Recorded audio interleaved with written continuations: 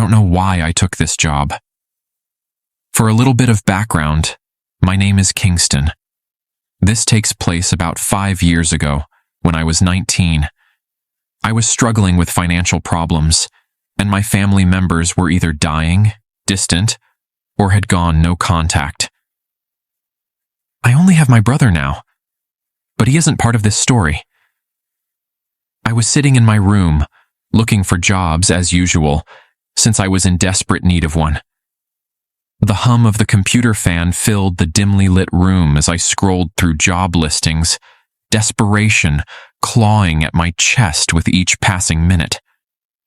The soft blue glow of the monitor cast eerie shadows across the cluttered space, illuminating the discarded resumes and unpaid bills that littered my desk.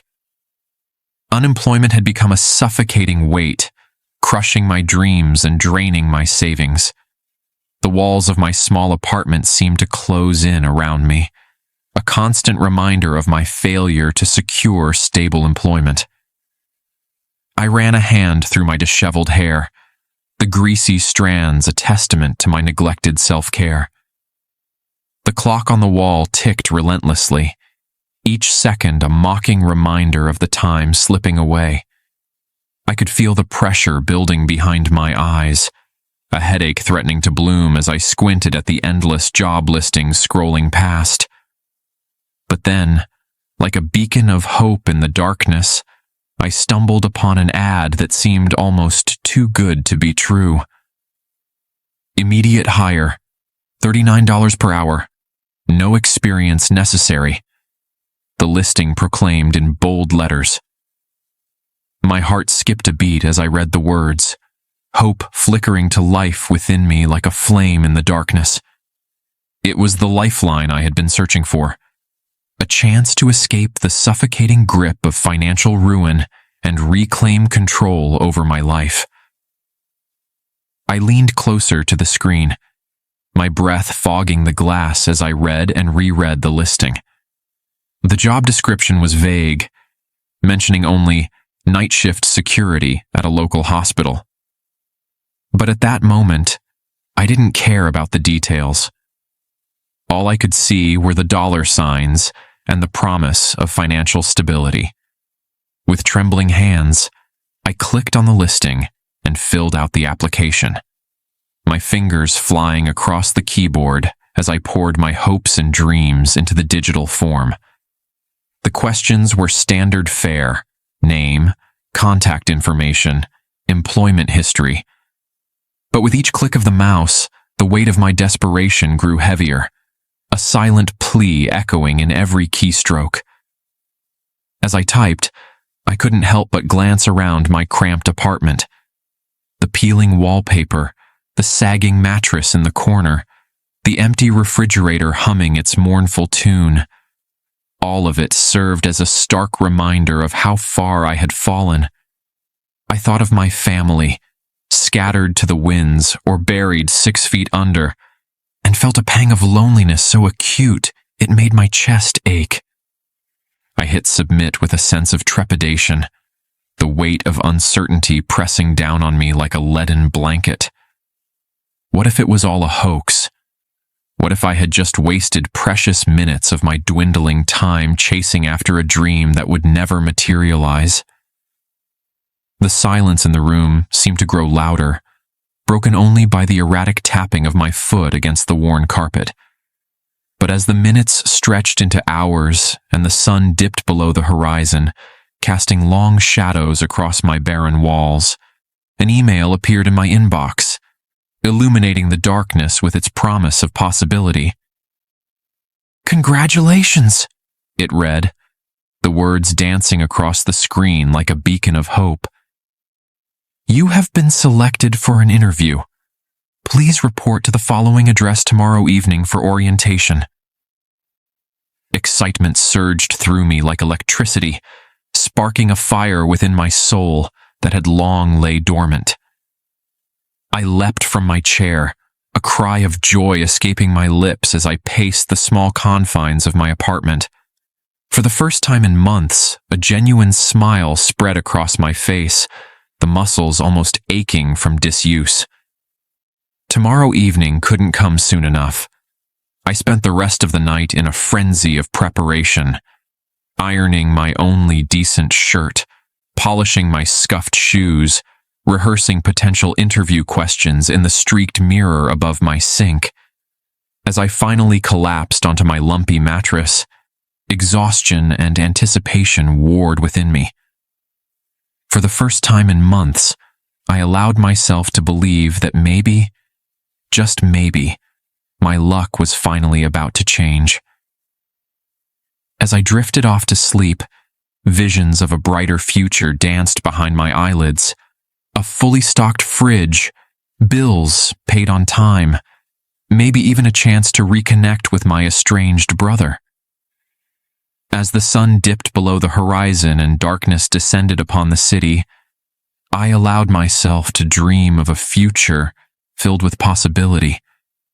I just didn't realize the job I had applied for would lead me down a path far darker and more sinister than I could have ever imagined. The next evening arrived with an air of foreboding that I stubbornly chose to ignore. As I made my way to the address provided in the email, the streets seemed unnaturally quiet.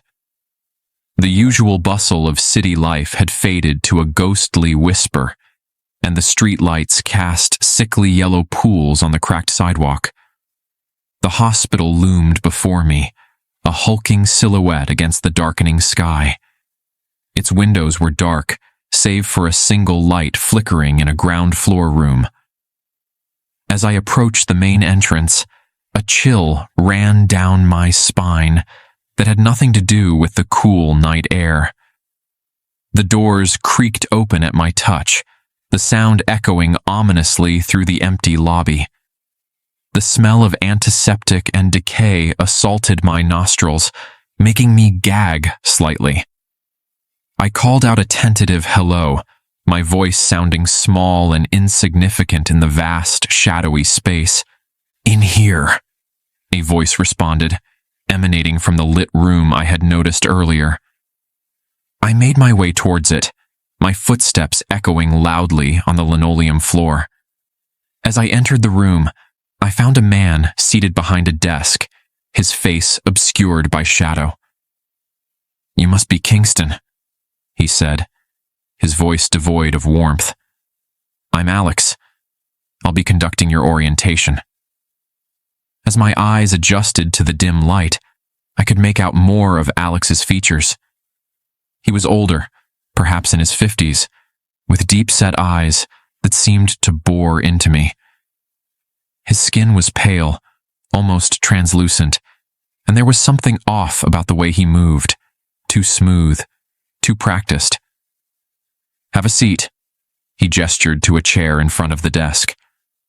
As I sat down, the chair creaked ominously, and I couldn't shake the feeling that I was sinking into quicksand. Alex began to explain the job, his words flowing over me in a monotonous stream. "Night security," he said. "Monitor the cameras. Ensure nothing unusual occurs." But with each passing moment, a sense of unease grew within me. There was something he wasn't saying, something hidden beneath the surface of his words. "Before we proceed," Alex said, interrupting my thoughts, "there are some rules you need to be aware of." He reached into a drawer and pulled out a sheet of paper. As Alex handed me the sheet of paper, my fingers shook slightly with anticipation and dread. I unfolded it, revealing a long list of rules written in stark black ink. My eyes scanned the page, each rule sending a chill down my spine. "Rule number 1, I read aloud, my voice trembling slightly.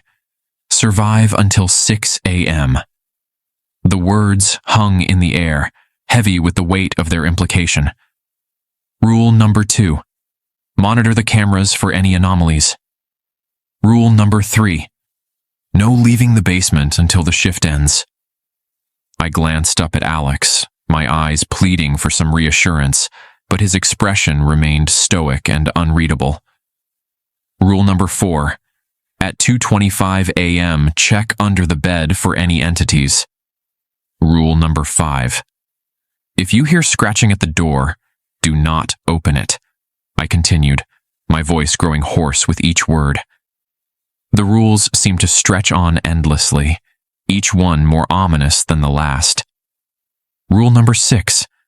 At 4:45 a.m., you may go to bed, but be sure to set an alarm for 5:55 a.m. to ensure you wake up in time. I read, relief flooding through me at the thought of a few precious moments of sleep before the night's end. Rule number 7.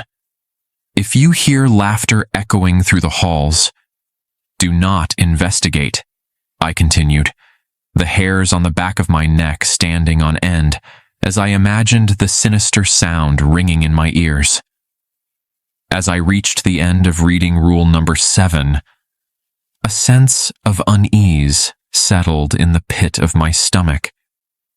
Well, of course I won't investigate, I muttered under my breath, a nervous chuckle escaping my lips. Rule number 8. Do not let the clocks strike midnight. The consequences: time will warp and distort, causing your body to age rapidly before your very eyes, leaving you a withered husk of your former self. The rules kept getting more confusing.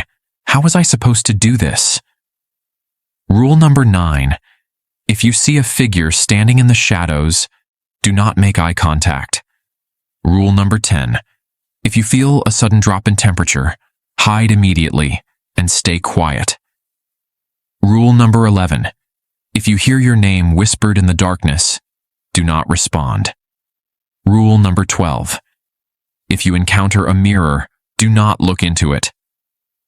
Rule number 13. If you see a door that wasn't there before, do not open it. I continued. Rule number 14. If you hear footsteps echoing through the halls, do not investigate.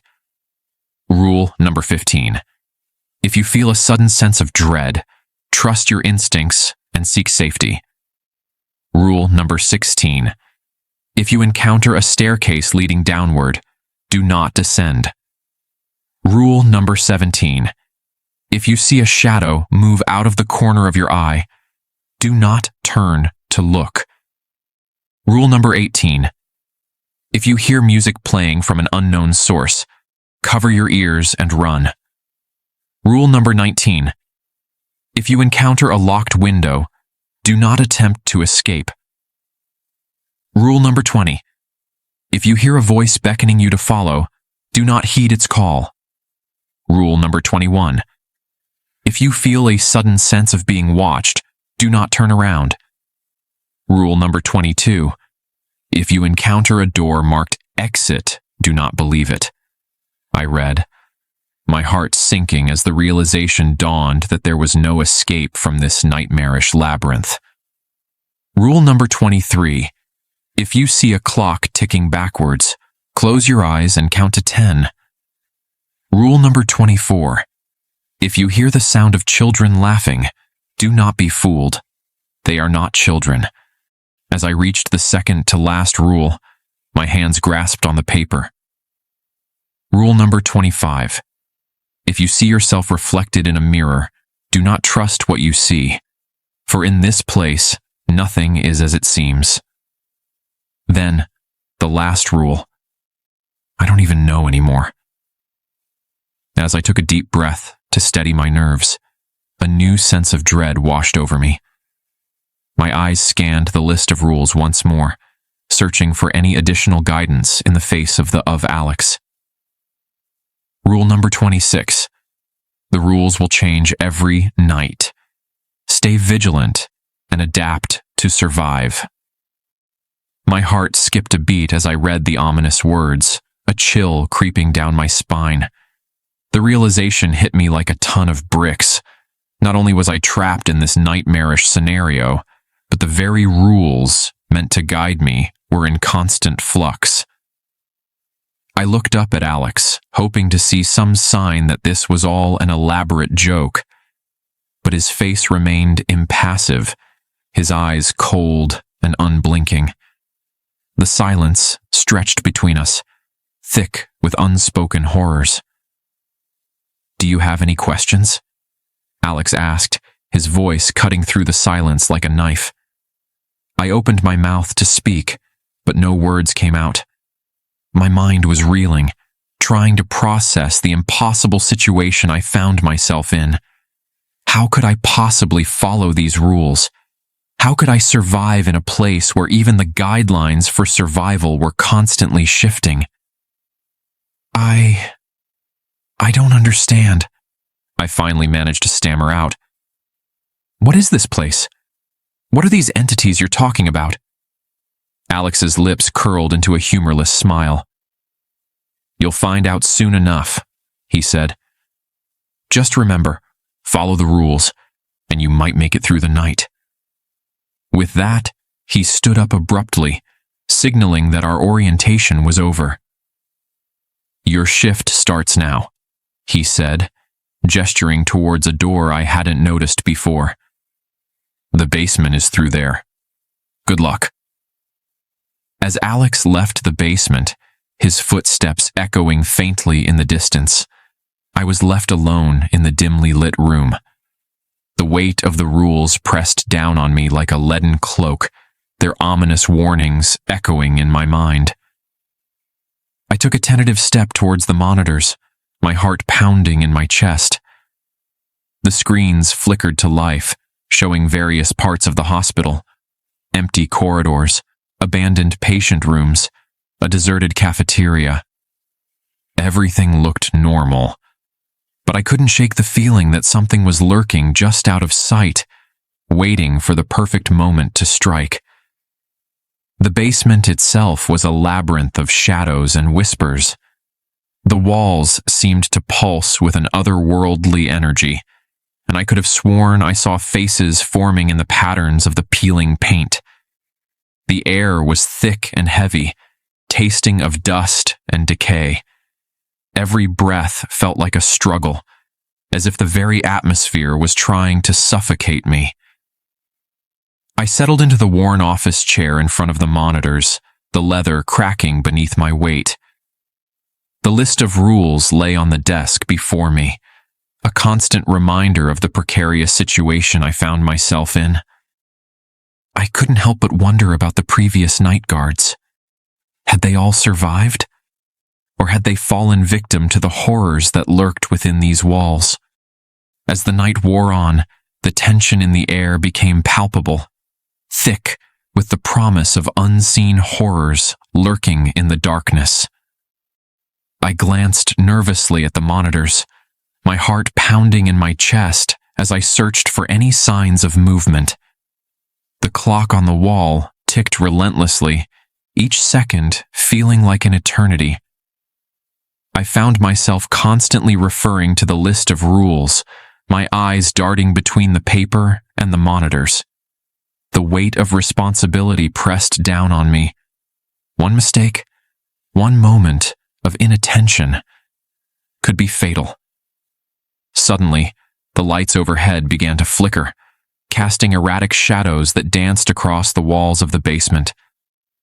I froze, my breath catching in my throat as I watched the flickering lights, a sense of unease creeping over me like a suffocating fog.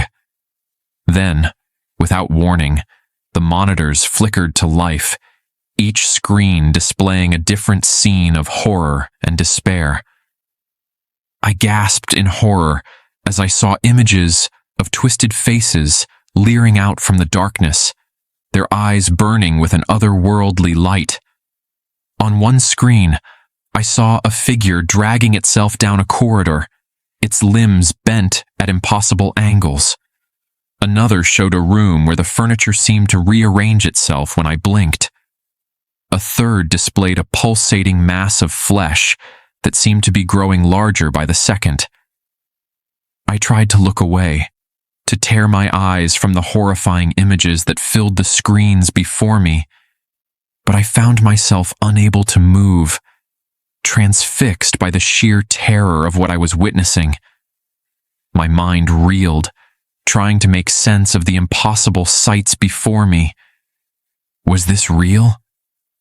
Or had I finally snapped under the pressure of my desperate situation? As the images continued to flicker and distort, a sense of overwhelming dread washed over me, threatening to consume me whole.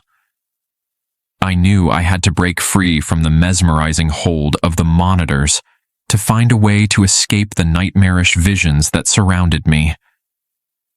With a desperate effort, I tore my gaze away from the screens, squeezing my eyes shut against the onslaught of horror. I reached blindly for the flashlight, its reassuring weight a lifeline in the darkness, as I struggled to regain control of my rapidly unraveling mind.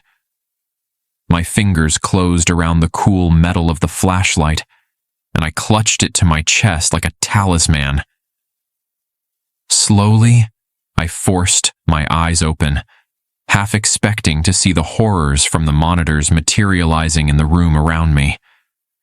But the basement remained as it was, dark, oppressive, but devoid of the nightmarish entities I had witnessed on the screens. I turned the flashlight on, its beam cutting through the darkness like a knife. The shadows seemed to recoil from the light, retreating to the corners of the room. I swept the beam across the space, my heart racing as I searched for any sign of the horrors I had seen. As I scanned through the list of rules once more, a creeping sense of dread washed over me.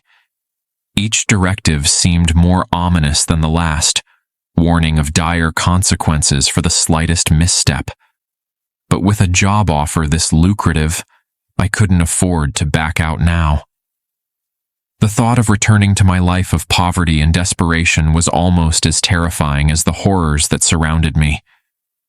I forced myself to focus, to push aside the paralyzing fear and concentrate on the task at hand. I had to survive until 6 a.m. I had to follow the rules. I had to adapt. As the night wore on, the silence of the abandoned hospital weighed heavily on my shoulders. Every creak of the floorboards, every flicker of the lights sent shivers down my spine. I kept a vigilant eye on the monitors, scanning for any signs of the entity's presence. The hours crawled by with agonizing slowness. I found myself jumping at every shadow, every unexplained noise. The rules became my mantra, a lifeline in the sea of terror that threatened to drown me. Don't look in mirrors. Don't respond to whispers. Don't open unfamiliar doors. At 2:25 a.m., a chill swept through the room, causing my breath to hitch in my throat. I looked at the monitor, my blood turning to ice as I saw a dark figure materialize under the bed in one of the rooms. It moved with unnatural grace, its eyes gleaming with malice as it reached out with elongated fingers. Terrified, I froze, unsure of what to do. I knew I had to follow the rules, but every fiber of my being screamed at me to run. With trembling hands, I reached for the intercom, my voice barely above a whisper as I called out for help. But there was no response, only the oppressive silence of the empty hospital. As the entity drew closer, its presence suffocating, I realized with horror that I had broken one of the rules. But which one? My mind raced, trying to recall every detail of the lengthy list. Had I looked directly at it? Had I made a sound I shouldn't have? The entity on the screen seemed to sense my panic, its movements becoming more frenzied, more purposeful. I could almost feel its hunger, its desire to break free from the confines of the monitor and materialize in the room with me. With my heart pounding in my chest, I frantically searched the rule sheet for any guidance on how to handle this situation. But as I scanned the list, a sinking feeling settled in the pit of my stomach. There was no mention of what to do if an entity appeared under the bed. Desperation clawed at my mind as I racked my brain for a solution. Should I try to confront the entity? Or would that only anger it further? I glanced around the room, searching for anything that could help me escape this nightmare. The basement suddenly felt smaller, the walls closing in around me. The air grew thick and heavy, making it difficult to breathe. I could hear my own heartbeat thundering in my ears, drowning out all other sounds. But before I could formulate a plan, the entity's eyes locked onto mine, sending a jolt of fear coursing through my veins. It seemed to sense my hesitation, feeding off my terror like a predator toying with its prey. Its form began to shift and warp, growing larger, more menacing with each passing second. With a surge of adrenaline, I made a split-second decision and bolted for the door, my heart pounding in my ears as I sprinted down the hallway. The rules be damned, I had to get out of there. The sound of my footsteps echoed off the walls, creating a cacophony that seemed to awaken the very building around me. As I ran, the hospital came alive with nightmarish activity.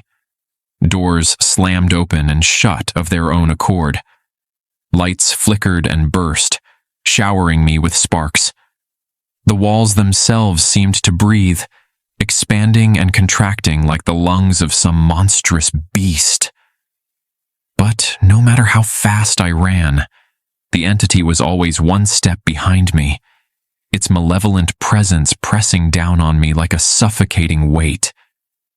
I could feel its cold breath on the back of my neck, its claws just inches from grasping me. The corridors of the hospital twisted and warped around me, stretching impossibly long one moment and shrinking claustrophobically the next. Reality itself seemed to be unraveling, the laws of physics bending to the will of the malevolent forces that inhabited this place. As I reached the stairwell, I stumbled and fell, the impact knocking the wind out of me. The cold, hard floor pressed against my cheek as I gasped for breath, my lungs burning with exertion. For a moment, I lay there, paralyzed by fear and exhaustion, certain that this was the end. But the sound of something inhuman scrabbling against the walls jolted me back to my senses. Gasping for breath, I struggled to my feet and continued my desperate flight, knowing that my only chance of survival lay in reaching the safety of the outside world. I took the stairs 2 at a time, my legs trembling with fatigue and terror. The stairwell seemed to go on forever, each flight looking identical to the last. Had I gone up or down? Was I getting closer to the exit or just descending deeper into this hellish labyrinth? Just as despair threatened to overwhelm me, I saw it. A door marked exit, glowing faintly in the darkness. Hope surged through me, giving me a final burst of energy. I reached for the handle, my fingers just brushing against it. But just as I reached the exit, a bone-chilling laugh echoed through the halls, freezing me in my tracks. The sound seemed to come from everywhere and nowhere at once, reverberating through my very bones. I turned to see the entity looming behind me, its twisted form silhouetted against the dim light of the moon streaming through a nearby window. In that moment, bathed in the pale moonlight, I saw the entity clearly for the first time. Its form was a nightmarish amalgamation of shadow and flesh, constantly shifting and reforming. Multiple eyes blinked at me from impossible angles, and its mouth, or rather mouths, were filled with row upon row of needle-sharp teeth. With a final burst of adrenaline, I flung open the door and stumbled out into the night, the cold air hitting me like a slap in the face. The sudden shift from the stifling atmosphere of the hospital to the crisp night air was jarring, making me dizzy and disoriented. I found myself in a small courtyard, overgrown with weeds and choked with shadows. The moon hung low and bloated in the sky, casting an eerie glow over the scene. In the distance, I could see the lights of the city, tantalizingly close, yet impossibly far. But even as I fled into the darkness, I knew that the entity would always be there, lurking in the shadows, waiting for the perfect moment to strike again. And as I ran, I couldn't shake the feeling that I had only just begun to uncover the true horrors of this abandoned hospital. My breath came in ragged gasps as I stumbled through the deserted streets, the echoes of the entity's laughter ringing in my ears like a relentless taunt. The city that had once been so familiar now seemed alien and hostile.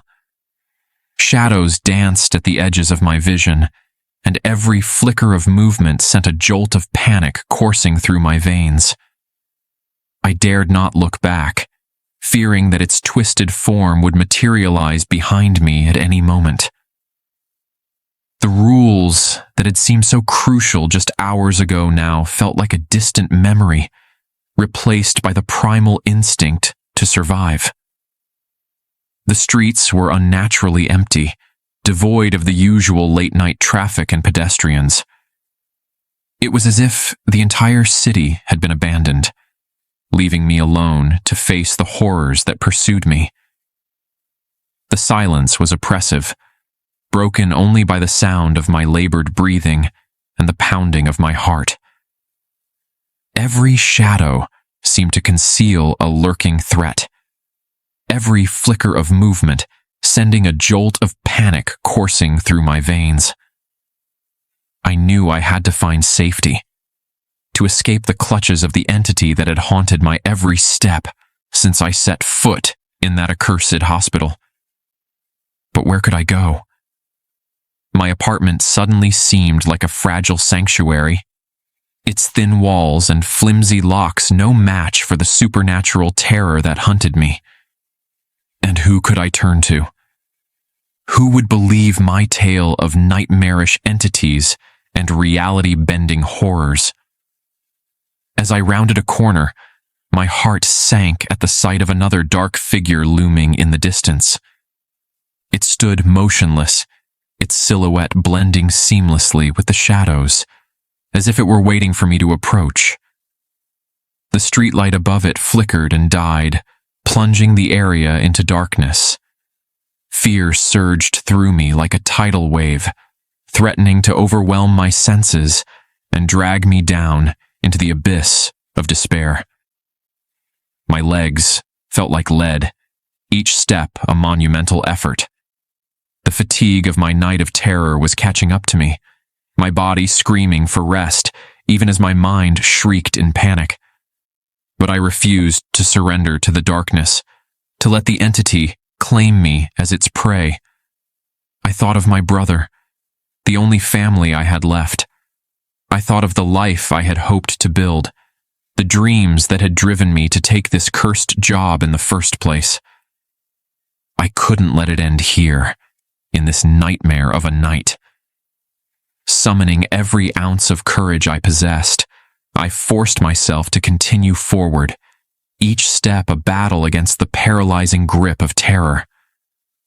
The figure remained still, its presence a looming specter that filled me with a sense of impending doom. As I drew closer, the figure began to take shape, its features twisted and contorted into a grotesque mockery of humanity. Its eyes gleamed with malice, sending a shiver of revulsion down my spine. Was this another entity from the hospital? Or had the horrors I'd witnessed somehow followed me into the city, infecting the world around me? With a surge of adrenaline, I veered off course and ducked into a nearby alleyway, hoping to lose my pursuer in the labyrinth of narrow streets. The alley was dark and rank, the smell of rotting garbage and stagnant water assaulting my nostrils. I stumbled over discarded trash and broken bottles, each noise sounding impossibly loud in the quiet night. But no matter how hard I tried to shake it, the entity remained hot on my heels, its presence a constant reminder of the horrors that lurked in the darkness. I could hear it moving behind me, a sound like wet flesh sliding over concrete. The walls of the alley seemed to close in, the sky above narrowing to a thin strip of starless black. Desperation clawed at my mind as I raced through the maze of alleys, each twist and turn bringing me closer to the edge of sanity. The buildings loomed overhead, their windows dark and empty, like the eyes of dead things watching my frantic flight. I burst out onto a wider street, momentarily blinded by the sudden light of a street lamp. As my eyes adjusted, I saw a 24-hour diner across the road, its neon sign a beacon of normality in this night of terror.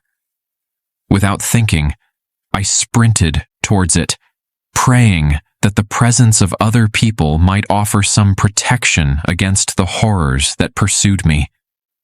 The bell above the door jingled cheerfully as I burst into the diner, a sound so incongruously normal that it almost made me laugh. The few late-night patrons turned to look at me, their eyes widening at my disheveled appearance and wild-eyed panic. "Are you okay, son?"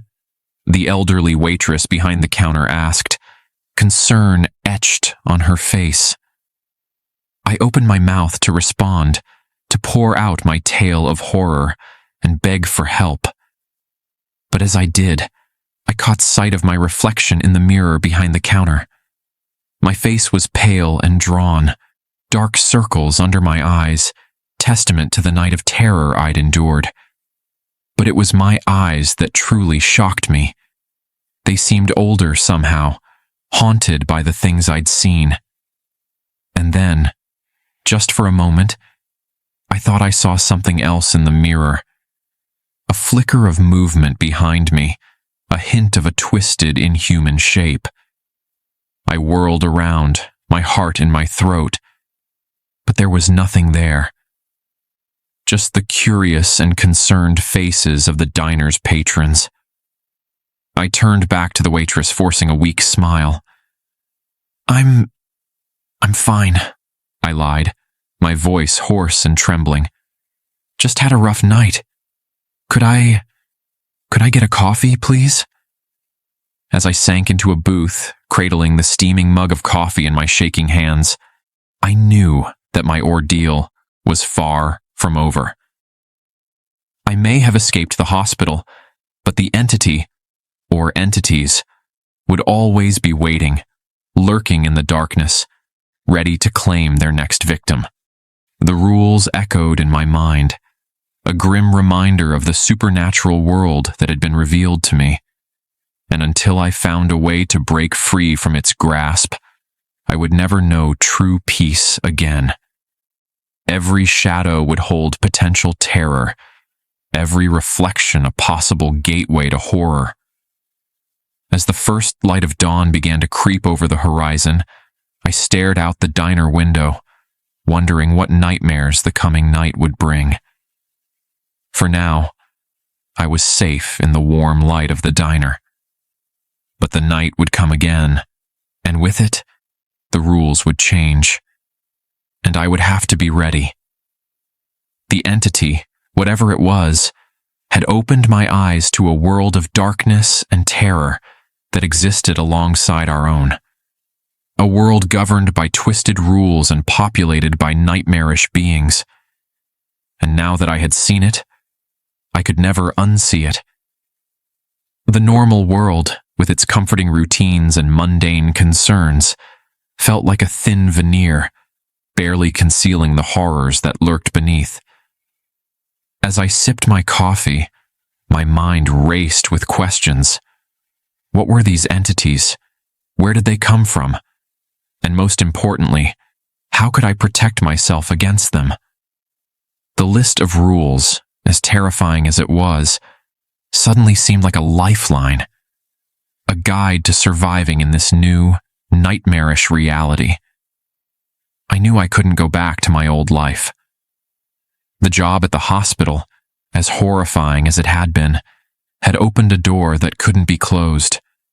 And deep down, beneath the terror and exhaustion, I felt a flicker of something else.